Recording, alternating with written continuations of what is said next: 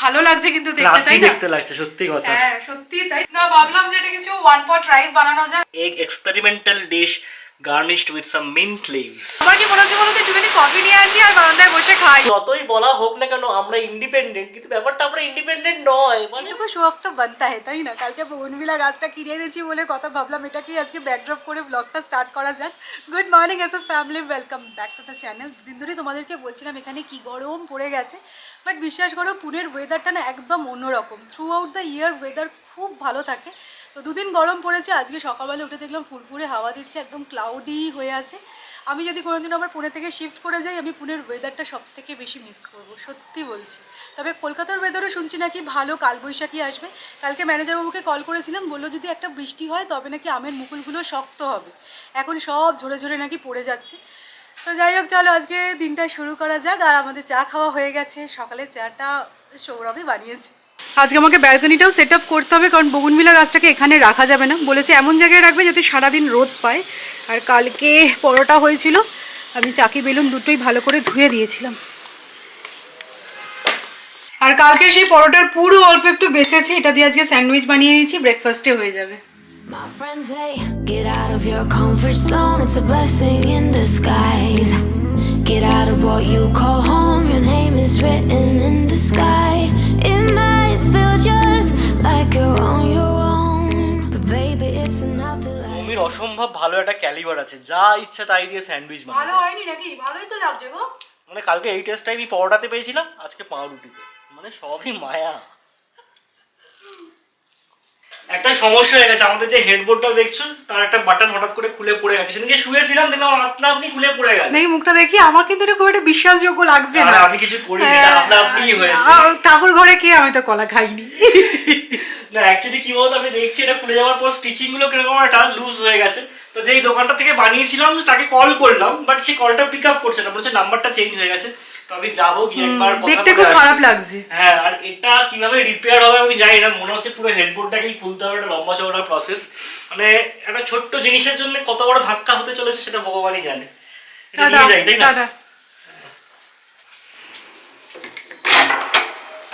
এক মিনিট, আমার লিস্টে কি অ্যাড হলো? বলছি একটু ফল এনো। কি ফল খাবে? মুসুম্বি? যা হোক, আঙুর হলেও ভালো হবে। কালকে নার্সারি থেকে যে দুটো ফার্টিলাইজার এনেছি, এগুলো গাছেদের আজকে দেবো বলে সকালবেলা ওদের আর জল দিইনি। সৌরভের থেকে মিক্সিং রেশিওটা জেনে নিয়েছি, 5 লিটার জলের মধ্যে 100 গ্রামস এই সারটা দিতে হবে, আর এটা 15 ml। তো মিক্স করে ভাবছি রোদ আসার আগে দিয়ে দিই। Remember you want me, I try to work, but it doesn't work. I try to say something, but there's no word. I try to justify my actions, less reactions, heartbeat raising. Oh, it doesn't work.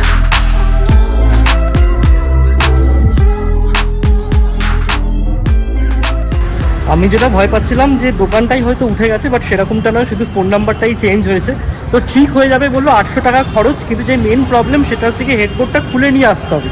তো ওরাই খুলে নিয়ে আসবে, 3-4 দিন সময় লাগবে এটা করতে। আবার ঠিক আছে, খারাপ যখন হয়েছে ঠিক তো করতেই হবে।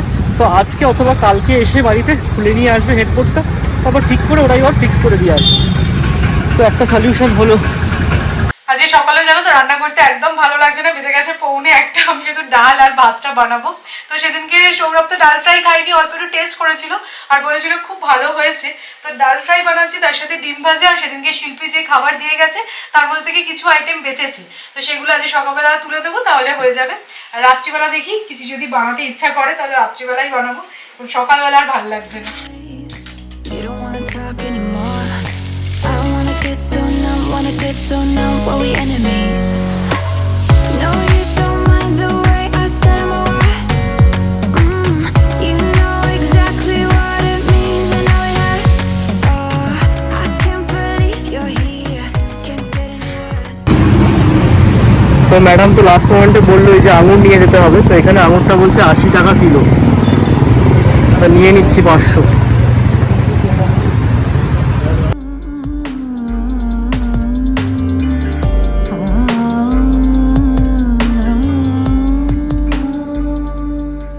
আমাদের লাঞ্চ প্লেট, মানে একদম পুষ্টিকর খাদ্য যাকে বলা চলে, তো একদম সুন্দর করে দেখো প্লেটিং করে দিয়েছি আর একদম গরম গরম খেয়ে নেওয়া হচ্ছে। অনলাইনে অফিসের একটা মিটিং আছে আর তার জন্যই আমি রেডি হচ্ছি। কালকে যেন সাডেনলি দেখলাম আমার কাজল শেষ হয়ে গেছে আর আমার তো পুরো মাথায় হাত, আমি কিছু অ্যাপ্লাই করি না করি কাজল আমি অ্যাপ্লাই করবোই, তা না হলে আমার নিজেকেই কিরকম অসুস্থ অসুস্থ লাগে। তো অ্যামাজন থেকে সাথে সাথে অর্ডার করলাম ফেসেস কানাডার এই কাজল দুটো, জাস্ট ডেলিভার হলো। তোমরাই আমাকে সাজেস্ট করেছিলে যে সৌমি ফেসেস কানাডার কাজল ইউজ করে দেখো, মানে শুধু ইউজ করছি না, আমি পুরো প্রেমে পড়ে গেছি, এত ভালো। যারা তোমরা ভালো কাজল সার্চ করছো তারা অবশ্যই এটা পারচেস করতে পারো। আর আমি অলওয়েজ অ্যামাজন থেকেই অর্ডার করি, সাথে সাথে চলেও আসে। আর কি বলতো, প্যাক অফ 2টা নিয়ে নিই, তাহলে একটু ইকোনমিক্যালও হয়। তো আমি ডেসক্রিপশনে লিঙ্কটা দিয়ে দেবো, তোমরা চেক আউট করে নিও।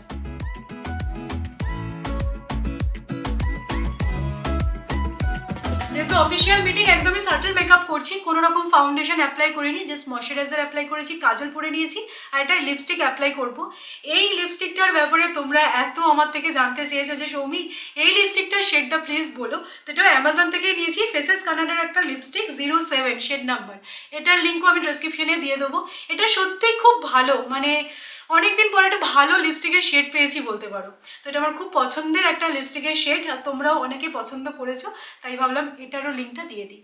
অ্যামাজনের লিপস্টিকটার কিন্তু খুব ভালো রিভিউ আছে আর এটা পেয়ে যাবে তোমরা 366 রুপিসে। আরও অনেক শেডস আছে, সেগুলোও চেক আউট করে নিতে পারো।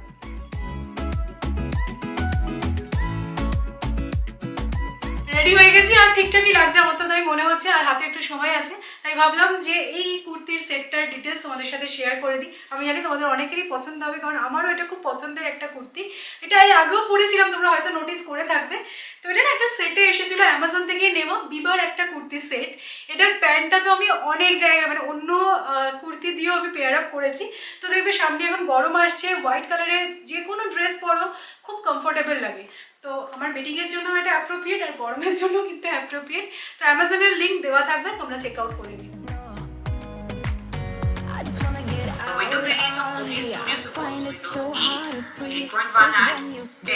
শুনছিলাম কলকাতায় নাকি কালবৈশাখী আসছে, আমার মনে হচ্ছে কলকাতায় যাওয়ার আগে পুনে হয়ে তারপরে কলকাতায় যাবে।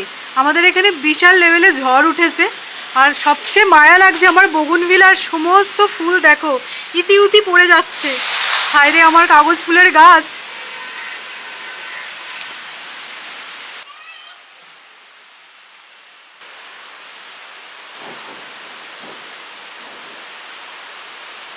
না, লাস্ট আধ ঘন্টা ধরে ঠিক এই লেভেলের বৃষ্টি হয়ে চলেছে, মুষলধারে, তার সাথে বিদ্যুৎ চমকাচ্ছে, বাজ পড়ছে, মানে পুরো প্রলয় বৃষ্টি। আমরা সবাই খুব এনজয় করছি, শুধুমাত্র আমরাই যে ব্যালকনিতে বেরিয়েছি সেরকমটা নয়, ওপরে নিচে সবাই দেখছি ব্যালকনিতে বেরিয়ে এনজয় করছে। আমার কি মনে হচ্ছে বলতে, একটুখানি কফি নিয়ে আসি আর বারান্দায় বসে খাই। পুরো রেনি ডে না? রেনি ডে, দারুণ লাগছে। না ম্যাডাম প্রথমে একটু দুঃখ পেয়েছিল বটে যে সমস্ত কাগজ ফুল উড়ে গেল। আমার কাগজ ফুলের গাছ আমি ঘরে ঢুকিয়ে দিয়েছি, ওই যে ওইখানে রাখা রয়েছে, বাইরে রাখার সাহস পাইনি। সব ফুল এদিক ওদিক পড়ে গেছে, গাছ পুরো ফাঁকা। কি আর করা যাবে, ন্যাচারাল ক্যালামিটি, কিছু করার নেই। তাও ওকে একটু প্রোটেক্ট করছি, আমি ওর মা। আজকে যা ওয়েদার আছে তাদের চায়ের সাথে কিন্তু একটু টা লাগবে। তো আমি বেরোচ্ছি, যাচ্ছি একটুখানি সিঙ্গারা নিয়ে আসার জন্য। অ্যাকচুয়ালি আমাকে বেরোতে হতোই, একটা জিনিস আনার আছে, সেটা কি সেটার মধ্যে কিন্তু অবশ্যই সঙ্গী দেখাবে। আমি এখন সেটা আনার আগে সিঙ্গারা নিয়ে আসবো। চেক করলাম সুইগিতে কেউ ডেলিভারি করে কিনা, বাট দেখলাম যে এখন যেহেতু বৃষ্টি পড়ছে না, কোনো ডেলিভারি এজেন্ট নেই। মিনিমাম টাইম দেখাচ্ছে 45 মিনিটস টু 50 মিনিটস ডেলিভারি হতে, না গুড়ি গুড়ি বৃষ্টিও পড়ছে। সিঙ্গারা তো নেওয়া হয়ে গেছিলো, মেন হচ্ছে কি এই জিনিসটা নিতে আসতে হতো। দোকানটা অ্যাকচুয়ালি বন্ধ, তো আমি আবার ফোন করলাম, পাশেই বাড়ি, ওখান থেকে দিয়ে দিল।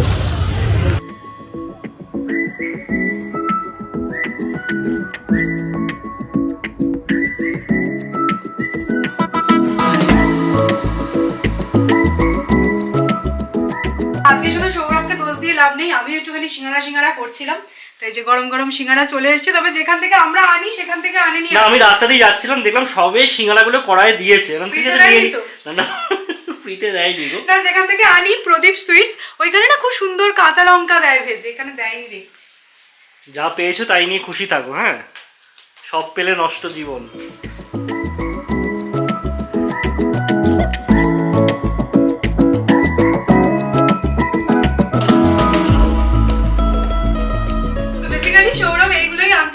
তোমাদের বলেইছিলাম যে পুরী থেকে আমি যে পেন্টিংগুলো এনেছি ওগুলো বাঁধাতে দিয়েছি। তো আজকে সকালবেলা ওরা হোয়াটসঅ্যাপে পিং করে বললেন যে রেডি হয়ে গেছে, নিয়ে যাও। 1100 টাকা লাগলো দুটো বাঁধাতে। খুব ভালো লাগছে কিন্তু দেখতে, তাই না? দেখতে লাগছে সত্যি কথা। হ্যাঁ সত্যি তাই। তবে আমি না ভাবতে পারিনি যে এত বড় বড় ফ্রেম রোল করে রাখা ছিল তো পেন্টিং গুলো, আমরা ভাবছিলাম হয়তো ছোট হবে, বাট ফিট করার পর দেখছি বেশ বড়। বড় হোক যাই হোক দেখতে যথেষ্ট ভালো লাগছে। তো কোথায় প্লেস করবে বলে ডিসাইড করলে? হ্যাঁ সেটাই ভাবছি, যেটা যেখানেই রাখবো। এই ওয়ালটাতে দেখো তো। হ্যাঁ আমি ওয়ালে লাগিয়ে দেখছি কিরকম লাগে, তুমি বলো। না ভালো লাগছে গো, আমার মনে হচ্ছে টিভিটা আর কেনা হবে না। এই দুটো কিন্তু এখানে বেশ ভালো লাগছে, দারুণ লাগছে। সৌমি আজকে বসে বসে দুপুরবেলা ভিডিওটা এডিট করছিল, একটা পার্ট আমার এত কানে বাজলো, ভাবলাম তোমাদের সাথেও শেয়ার করি। তোমরা তো ভিডিওটা কালকে দেখবে সেটা ঠিক আছে, বাট বাই চান্স যদি নোটিস না করো, নোটিস করিয়ে দেওয়ার দায়িত্বটা কিন্তু আমার। এই পার্টটা দেখো, তারপরে কিছু স্পেশাল টিপ্পনি দিও, আমি তো কমেন্ট করবোই, কিন্তু তোমরা দেখে নাও আগে গো। বলে কি ফল? যা হোক আঙুর হলেও ভালো হবে। মানে তোমাদের কাদের কাদের সাথে এরকমটা হয় আমাকে একটু জানিও তো। বলা হয় যা হোক, তারপরে নিজেদের চয়েসটা কিন্তু ঠিক বলে দেওয়াই হয়। এটা কি তুমি আমাকে ইনসাল্ট করছো? মানে যতই বলা হোক না কেন আমরা ইন্ডিপেন্ডেন্ট, কিন্তু ব্যাপারটা আমরা ইন্ডিপেন্ডেন্ট নয়, মানে নিজেদের অপশনটা ঠিক বলেই দেবে। না না যা হোক আমরা সাবধান করে দিই, তাই না? তাহলে তুমি বললে কেন যা হোক, আমার উপর ছেড়ে দিতে পারতে, আমার উপর একটুখানি বিশ্বাস করা যায় না? হয়তো তুমি মুসলমান মেনে হাজির করতে, এখন আঙুরটা মিষ্টি পাওয়া যাচ্ছে না। আমি জানি তোমরা অনেকেই আছো সেম জিনিসে ভুক্তভোগী, যে বউ বলে দিল যা হোক এনো, বাই চান্স যদি যা হোক নিয়ে আসো তাহলে তো কপালে দুঃখ আছেই। অবশ্য যা হোক আনার সুযোগটা হবে না, কারণ যা হোক বলার পরেও নিজেরাই অপশন দিয়ে দেবে। সত্যি এই ক্লিপটা দেখে আমার এত হাসি পাচ্ছিল, আর তোমাদের সাথে শেয়ার কতক্ষণে করবো সেটাই মনে হচ্ছিল। তোর আমার কথা বাদ দাও, ও তো ওরকমই করতে থাকে। অনেক কিছু তোমাদেরকে ক্যামেরায় দেখাতে পারি না, সারাদিনই কিছু না কিছু চলছে। মানে যত ঘুড়ি ওড়াও মাঠে, লাঠাই আমার হাতে, এরকম একটা ব্যাপার, বুঝলে তো? মোটেই নয় গো, ওরকম একটা দেখায় ছেলেরা, জানো তো। আমি এখন চলে এসেছি রান্না করতে। এটা কিন্তু সৌরভী আমাকে বলে দিয়েছে, তাই না? হ্যাঁ সেটাই, আমি শুধু করছি না। ভাবলাম যে এটা কিছু ওয়ান পট রাইস বানানো যাক। আজকেও রাত্রিবেলা আর রুটি বানাবো না, যদিও আজকে রুটি খেলেই ভালো হতো, কারণ একটু ঠান্ডা ঠান্ডা ওয়েদার। বাট সমস্ত কিছু জোগাড় আগে থেকেই করে নিয়েছিলাম, সেই কারণে আর ডিসিশনটা চেঞ্জ করলাম না। পনির ছিল অল্প ফ্রিজে, কড়াইশুঁটি তো ছিলই, আর তার সাথে অল্প একটুখানি আলুও কেটে নিয়েছি। জিরে দিয়ে আলু, কড়াইশুঁটি, পনির দিয়ে একটা ওয়ান পট রাইস বানাবো। তেলের সাথে সাথে অল্প একটু ঘি অ্যাড করব, বেশ কিছুটা জিরে ফোড়ন অ্যাড করলাম। এবার আলুগুলো প্রথমে ভেজে নেবো একটু। আলুটা হালকা ফ্রাই করে নিয়ে দিয়ে দিচ্ছি পনির, এক বাটি মতো মটরশুঁটি। এবার এর মধ্যে অল্প করে আদা গ্রেট করে অ্যাড করে দিচ্ছি, আর ড্রাই স্পাইসেসের মধ্যে অ্যাড করব শুধুমাত্র জিরে গুঁড়ো। স্বাদ মতো নুন অ্যাড করে ভালো করে কষিয়ে নেবো। এটা কিন্তু খুব তাড়াতাড়ি হয়েও যায়। তোমাদের কাছে যদি পনির না থাকে তাহলে পনিরটা স্কিপ করতে পারো, তার বদলে কোনো ভেজিটেবলও অ্যাড করে দিতে পারো।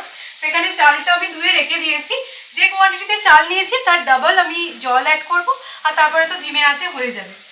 এরকম ওয়ান পট রাইসগুলো না আমরা যারা সিঙ্গেল হ্যান্ডেডলি সব কিছু করি তাদের জন্য কিন্তু খুব ইজি হয়।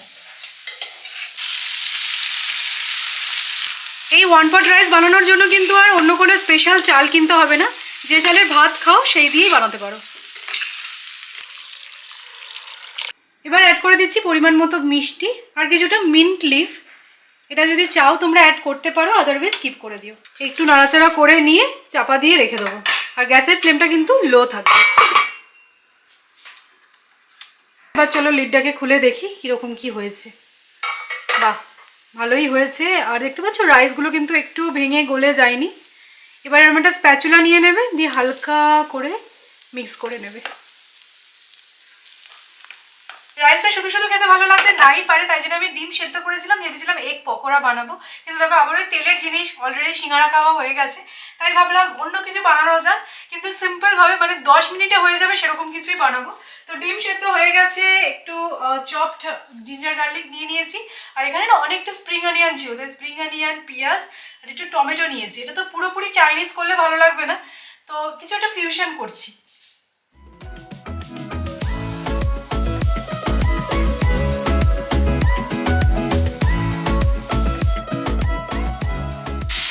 এবার ড্রাই স্পাইসেস অ্যাড করে দেবো, লঙ্কা গুঁড়ো, হলুদ গুঁড়ো আর জিরে গুঁড়ো, স্বাদ মতো নুন দিয়ে কষিয়ে নেব। টমেটো কেচাপ অ্যাড করে আবারও একটু কষিয়ে নেব। কষানো হয়ে গেলে ডিম সেদ্ধটা অ্যাড করে দেবো, তবে ডিমের কুসুমটা আলাদাভাবে অ্যাড করব, আর ডিমের সাদা পাটটা দেখো এরকম ছোটো ছোটো করে কাট করে নিয়েছি।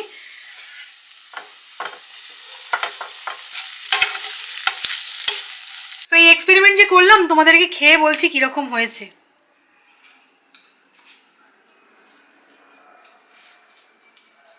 ডিমের কুসুমটা গ্রেভির মধ্যে মিক্স হয়ে গেছে, একটু অন্যরকমেরই স্বাদ এসছে, চলে যাবে।